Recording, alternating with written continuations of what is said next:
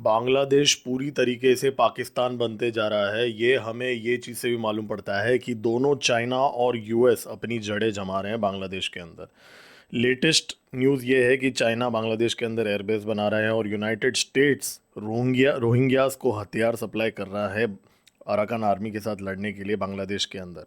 और United states ने भारत के साथ एक इकोनॉमिक वॉर भी शुरू कर दिया है। ट्रंप की एक लेटेस्ट चाल के ज़रिए भारत का जो फॉरेक्स रिजर्व पे एक बहुत बड़ा नुकसान हो सकता है। और बहुत सारे अपडेट्स हैं आज मेरे पास, इन सब के बारे में हम बात करेंगे। मेरा नाम है गिरीश और आप देख रहे हैं जियो पॉलिटिक्स। चलिए स्टार्ट करते हैं।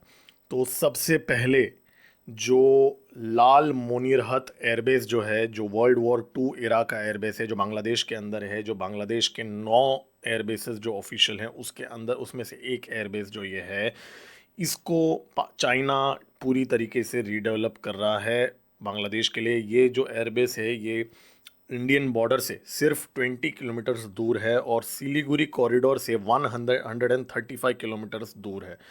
ये जो एयरबेस है ये रंगपुर डिवीज़न में आता है और पूरी तरीके से ये भारत के आर्टिलरी फायरिंग रेंज के अंदर है। ऐसी कोई डरने वाली बात नहीं है।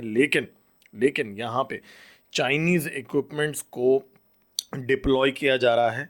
ठीक है, ये जो चाइनीज़ इक्विपमेंट्स हैं ये सर्वेलेंस के लिए इस्तेमाल की जाएंगी। और यही बेस में कुछ हफ्ते और महीने पहले पाकिस्तान के जो आर्मी के ऑफिशियल्स हैं और एयरफोर्स के ऑफिशियल्स हैं वो भी माना जाता है कि वो भी यहाँ पे आ चुके थे। तो पाकिस्तान और चाइना मिलके यहाँ पे क्या कर रहे हैं भारत के बॉर्डर के 20 किलोमीटर्स के डिस्टेंस पे, ये देखने वाली बात है। चाइना ने ऑलरेडी पिछले एक साल के अंदर तिंगरी, लुंजी, बुरांग, यूतियान, यरकांत जैसे जो एयरबेस हैं एलएसी में वो अपग्रेड कर दिया है। पिछले 1 से 2 साल के अंदर ये हुआ है, काफ़ी स्पीड से हो रहा है।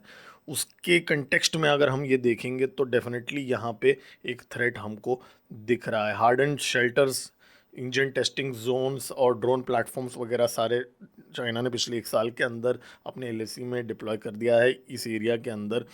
और ये जो कॉरिडोर है, सिलीगुड़ी कॉरिडोर है, यहाँ पे इसको कनेक्टिंग भारत भी एक हाईवे का इनॉग्रेशन कर रहा है अगले 4 से 5 महीने के अंदर। तो वो भी भारत भी ऐसा कुछ प्रिपरेशन कर रहा है यहाँ पे। अभी पिछले हफ्ते सिलीगुड़ी कॉरिडोर में मिलिट्री एक्सरसाइज भी भारत ने स्टार्ट कर दिया। तो काफ़ी एक्टिविटी यहाँ पे हो रहा है। लेकिन यूनाइटेड स्टेट्स एक बहुत ही गंदी चाल चल रहा है बांग्लादेश के अंदर। अराकान आर्मी, अगर आपको याद है, न्यूज़ में आया था पिछले 6-8 महीनों के अंदर कैसे बांग्लादेश के अंदर यूनस का जो इलीगल गवर्नमेंट है उसको पूरी तरीके से रखैन स्टेट म्यांमार में जो है वहाँ से उस तरफ से प्रेशर डाल रहा है उसके ऊपर। अब अचानक यूनाइटेड स्टेट्स ने उसको काउंटर करने के लिए, माना जा रहा है कि एक humanitarian corridor, so called humanitarian corridor open किया है यूनाइटेड नेशंस के साथ, जो यूएस का ही एक अंग है। और ये जो ह्यूमैनिटेरियन कॉरिडोर है ये म्यांमार के जो रखैन स्टेट है उसके एज तक एक्सटेंड होगा। Rakhine state, just quick recap, 17 regions हैं उसके अंदर, उसमें से 14 रीजन्स अराकान आर्मी के कंट्रोल में है और बाकी के जो 3 हैं वो म्यांमार की जो जनता है उनके कंट्रोल में। तो अभी ये जो सो कॉल्ड ह्यूमैनिटेरियन कॉरिडोर है इसके अंदर रोहिंग्यास को खाना पीना और आप गेस कर सकते हैं और क्या क्या दी जाएंगी। यूएसएआईडी, जिसके खिलाफ ट्रंप ने एक्शन लिया था, जो डीप स्टेट का अंग है, जो सीआईए के ऑफिशियल्स भी उसके अंदर जो इन्वॉल्व हैं, यूएसएआईडी के लोग लैंड हो चुके हैं। अभी तस्वीरें और वीडियोस आ चुकी हैं जो हमें दिखाती हैं कि कैसे यूएस के जो एनजीओज हैं वो वहाँ पे आके रोहिंग्या को खाना पीना और वो सारी चीज़ें दे रहे हैं वहाँ पे। और माना जा रहा है कि यूएस ने उस एरिया के अंदर $400 मिलियन, जी हाँ, $400 मिलियन वर्थ के सपोर्ट दिए हैं इंसर्जेंट ग्रुप्स को म्यांमार के अंदर। और ये जो इंसर्जेंट ग्रुप्स हैं इनमें से रोहिंग्या को भी अभी ऐड किया जा रहा है। ये जो रोहिंग्या हैं ये ऑलरेडी, इनका जो आंकड़ा है अराकान आर्मी के साथ ठीक नहीं है, अराकान आर्मी इनके अगेंस्ट है। और अब रोहिंग्या को हथियार मिलेंगे अराकान आर्मी के साथ लड़ने के लिए। तो ये भारत के लिए एक नेगेटिव पॉइंट है क्योंकि भारत अराकान आर्मी का सपोर्ट रखता है। भारत का जो Kaladan multi modal transport project जो है उसको अराकान आर्मी ने भी सपोर्ट किया है। और इनफैक्ट जो म्यांमार की जनता है जो खुद अराकान आर्मी से लड़ रही है, उन्होंने भी सपोर्ट किया है। तो बोथ अराकान आर्मी और म्यांमार की जो जनता है वो हमारे Kaladan multi modal transit transport project को सपोर्ट करते हैं। लेकिन लेकिन यूनाइटेड स्टेट्स अब रोहिंग्या को हथियार सप्लाई करने की चाल चल रहा है। तो क्या रोहिंग्याज अब इस रीजन को डिस्टेबलाइज करके कालादान प्रोजेक्ट को इंटरप्ट करेंगे? वेल ये तो हमें समय ही बताएगा, लेकिन चीज़ें कुछ उस दिशा में जाती हुई नज़र आ रही हैं। तो चाइना और यूएस दोनों ही बांग्लादेश के अंदर अपने अपने तरीके से एक्टिविटीज़ इस समय कर रहे हैं, और ये दोनों स्टेप्स हमको ये चीज़ बताते हैं। और टर्की जो है, टर्की की जो एक एनजीओ है, एनजीओ क्या बोलूँ, यूजुअली ये जो एनजीओज़ हैं ये सब डीप स्टेट की फंडिंग वाली एंटिटीज़ होती हैं। तो जो डीप स्टेट की जो टर्की बेस्ड एनजीओ है, वो उन्होंने अब बांग्लादेश के यूनिवर्सिटीज़ में जा जाके मैप्स डिस्ट्रीब्यूट किए हैं ग्रेटर बांग्लादेश का। ग्रेटर बांग्लादेश के अंदर ये जो मैप का नाम उन्होंने दिया है सल्तनत ए बांग्ला, सल्तनत ए बांग्ला करके इन्होंने मैप दिया है। ये टर्किश एनजीओ है, और ये मैप के अंदर भारत के कुछ स्टेट्स हैं, बिहार, झारखंड, उड़ीसा और पूरी नॉर्थ ईस्ट रीजन को बांग्लादेश का हिस्सा बताया। जी हाँ मजाक की बात है कि मतलब ये लोग बिहार, झारखंड और उड़ीसा को भी नहीं छोड़ रहे हैं, उसको भी ग्रेटर बांग्लादेश के अंदर इन लोगों ने यहाँ पे इंक्लूड कर दिया है। और ऑफ कोर्स म्यांमार का अराकान स्टेट भी इसके अंदर है, और ये एक टर्किश एनजीओ कर रहा है। तो अब ये टर्किश एनजीओ को बांग्लादेश के अंदर ये मैप, वो भी बांग्लादेश के ढाका के यूनिवर्सिटीज़ के अंदर ये मैप को चिपकाया जा रहा है, यूनिवर्सिटीज़ के हॉल्स में। तो वो करना क्या चाह रहे हैं? क्या वो बांग्लादेश की जो यूथ है उनको, उनके माइंड में क्या वो ये ग्रेटर बांग्लादेश का जो एस्पिरेशन है उसको जगाना चाहते हैं और इस रीजन को डिस्टेबलाइज करना चाहते हैं? और टर्किश एनजीओज़ को अगर बहुत ज़्यादा काम करना है बांग्लादेश के अंदर तो वो फूड सप्लाई वगैरह कर सकते हैं। तो ये मैप वगैरह के चक्कर में एनजीओज़ कहाँ घुस गए हैं, ये भी सोचने वाली बात है। वो हमें ये चीज़ दिखाता है कि पाकिस्तान जो है वो टर्की के इन एनजीओज़ के साथ काम कर रहा है। जी हाँ, ये रिपोर्ट अभी आ चुकी है कि पाकिस्तान, बांग्लादेश और टर्की के बीच में कोऑर्डिनेशन कर रहा है ये एनजीओज़ और इनके बीच में।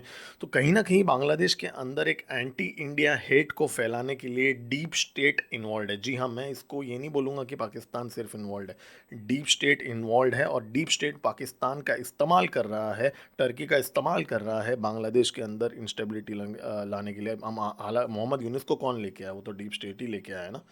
तो डीप स्टेट पूरी तरीके से भारत के खिलाफ खड़ा कर रहा है बांग्लादेश को, और चाइना बांग्लादेश को वेपन्स भी सप्लाई कर रहा है। ये सेम चीज़ हमने पाकिस्तान में देखा है, राइट? और एग्जैक्टली वही चीज़ हो रहा है बांग्लादेश के अंदर। लेकिन बांग्लादेश को पूरी तरीके से पाकिस्तान के लेवल में लाने के लिए काफ़ी ज़्यादा टाइम लगेगा, और भारत उसको अलाउ करेगा कि नहीं वो भी हमें देखना पड़ेगा, क्योंकि भारत अभी मिलिट्री एक्सरसाइजेस कर रहा है सिलीगुड़ी कॉरिडोर में। और अगर भारत ने कुछ एक्शन वहाँ पे लिया, क्योंकि भारत मोदी सरकार के अंडर मुझे तो नहीं लगता कि बैठ के देखते रहेगा बांग्लादेश को पूरी तरीके से एक नया पाकिस्तान बनते हुए, क्योंकि Bangladesh is at its weakest right now, and I think Bharat को कुछ करना चाहिए इसी टाइम पे, इससे पहले कि वो और मिलिट्राइज हो जाए। एनीवेज वो दूर की बात है। यूएस ने भारत के खिलाफ एक बहुत बड़ा जंग का ऐलान कर दिया। अब ये जो जंग है ये मिसाइल्स और टैंक्स के थ्रू नहीं है, प्रॉक्सी वॉर के थ्रू नहीं है। प्रॉक्सी वॉर तो फेल हो चुका है ना, पहलगाम अटैक के बाद में अपने तटपुंजियों को भारत के ऊपर अटैक करने के लिए यूएस ने और डीप स्टेट ने साजिश किया ना, क्या किया, हार गया ना। तो अभी उन्होंने क्या किया भाई, अभी एक 5% टैक्स लगा दिया है एनआरआईज जो H1B वीज़ा, जो भारतीय हैं जो H1B वीज़ा में है यूएस में है और H2A वीज़ा में है, वो जो पैसा भारत के अंदर भेजते हैं उसमें 5% जो है वो टैक्स लगा दिया। अब आप लोग बोलेंगे 5% ही तो है ना, क्या फ़र्क पड़ता है? देखिए एक बात अगर मैं बोल दूँ, ओवरसीज़ रेमिटेंस जो है 120 बिलियन डॉलर्स भारत के अंदर पिछले साल आया है पूरे दुनिया से, और उसमें से 28% जो है वो यूएस से आया है। ठीक है, मतलब ऑलमोस्ट 30 से 40 बिलियन डॉलर यूएस से आया है। और अगर ये टैक्स लगता है तो भारत के जो ओवरऑल फॉरेन रेमिटेंस है उसमें 10 से 15% की गिरावट देखी जा सकती है, जिसका अगर हम कैलकुलेट करेंगे तो 12 से 18 बिलियन डॉलर का सालाना नुकसान हो सकता है भारत का। जस्ट एक कॉन्टेक्स्ट के लिए मैं बता दूंगा, भारत का जो फॉरेक्स रिजर्व्स है वो 678 बिलियन डॉलर का हो चुका है। उसमें से अगर इस साल अगर कम हो जाता है 10-15 बिलियन डॉलर, तो वो भी तो एक लॉस तो है ना। हालांकि इतना बड़ा लॉस तो नहीं है भारत के लिए, भारत काफ़ी पावरफुल कंट्री है, हम झेल लेंगे इसको, लेकिन लॉस तो है ना।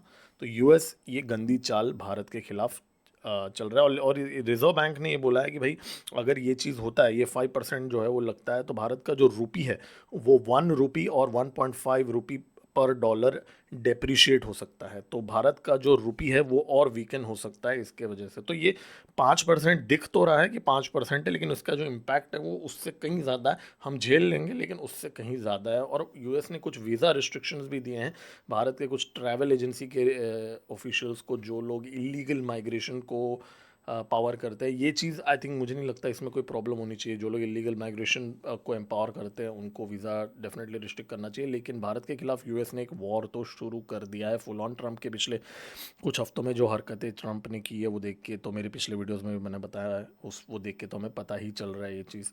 पाकिस्तान मीडिया ने अभी, जीओटी ने एक झूठ फैलाया है कि भाई जो डेडलाइन है सीज़ फायर का, जो सीज़ फायर जो है वो एक्सटेंड हो गया है 30 मई तक। अब पहली बात तो कोई सीज़ फायर एग्रीमेंट साइन हुआ नहीं था, ठीक है।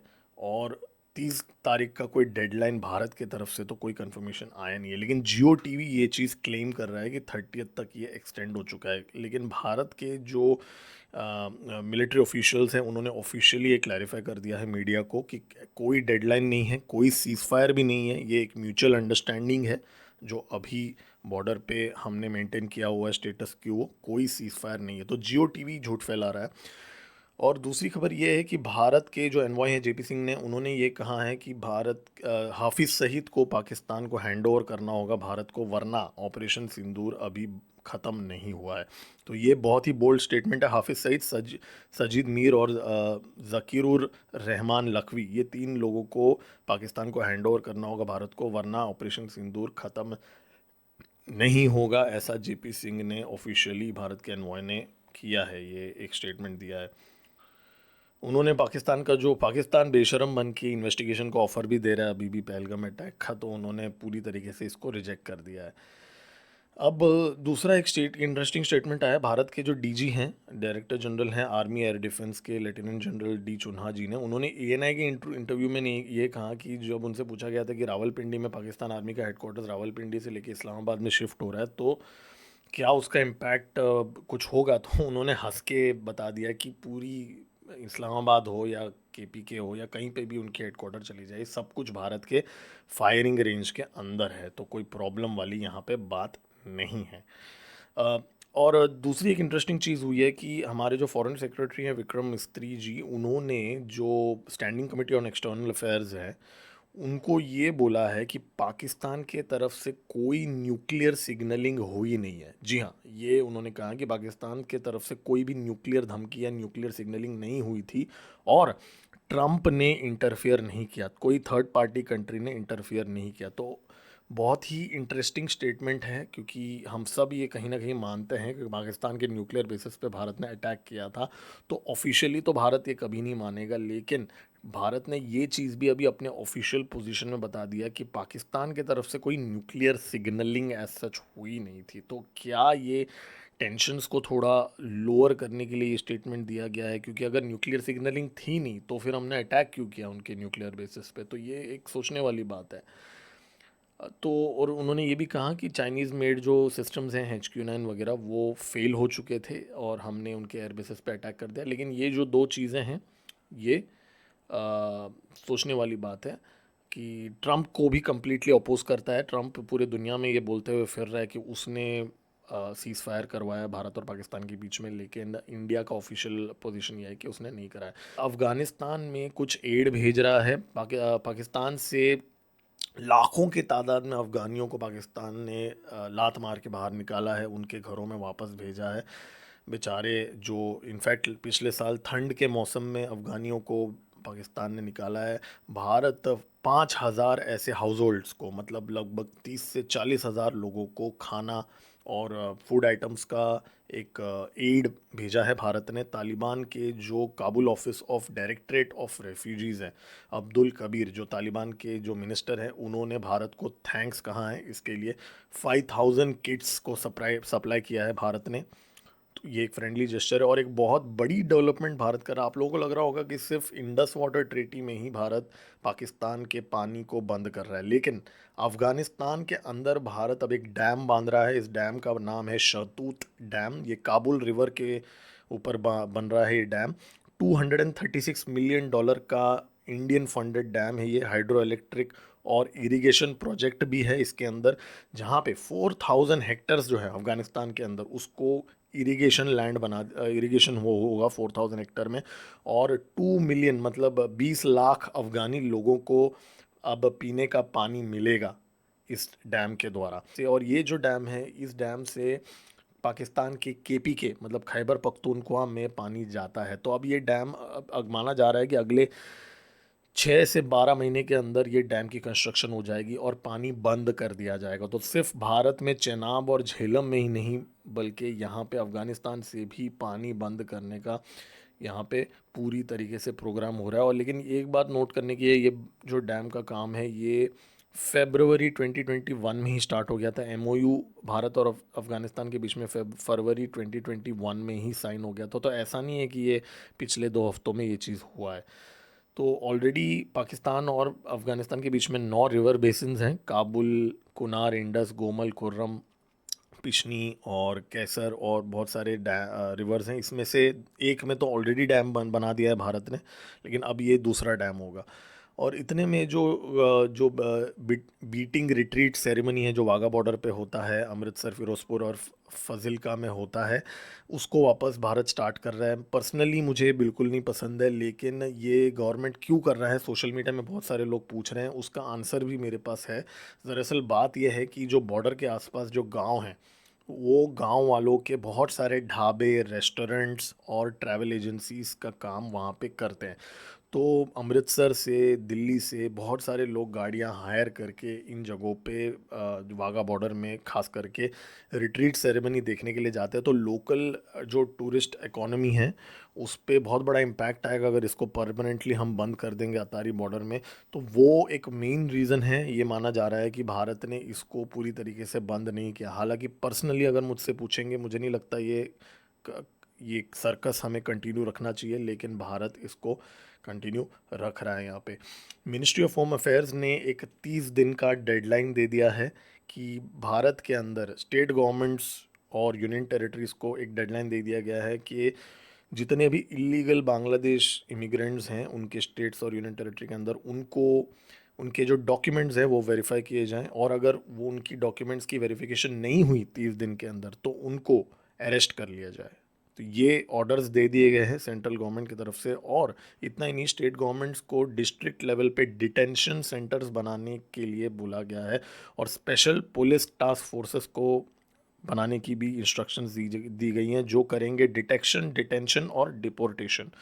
और बॉर्डर सिक्योरिटी फोर्स और असम राइफल्स को भी इस पे एफर्ट्स डालने के लिए कहा गया है। तो ये बहुत मेजर स्टेप है। 30 दिन का डेडलाइन दे दिया गया है। 30 दिन के अंदर हर वो बांग्लादेशी जो अपना कागज नहीं दिखाएगा वो अरेस्ट हो जाएगा। तो ये बहुत मेजर स्टेप है। तो क्या भारत कोई एक्शन लेने वाला है बांग्लादेश के अंदर जिसके वजह से ये चीज़ कर रहा है?